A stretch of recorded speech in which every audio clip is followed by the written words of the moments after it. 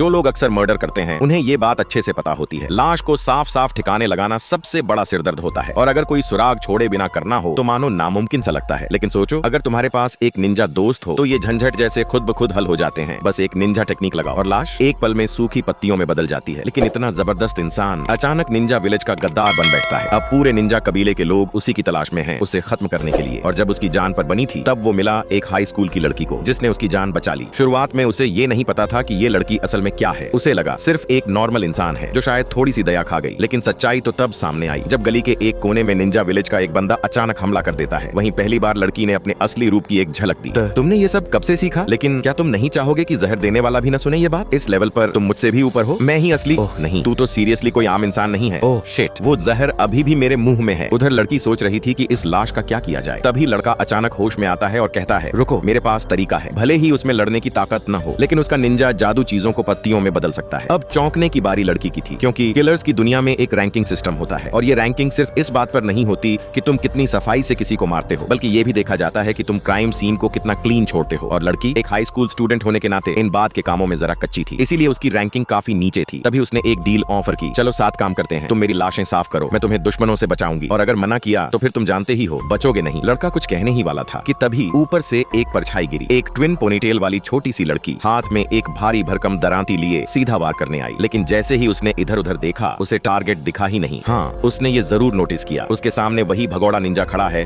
जिसकी तलाश हर कोई कर रहा है। फिर क्या था, उसने टारगेट चेंज कर दिया। अब वही उसका नया शिकार था।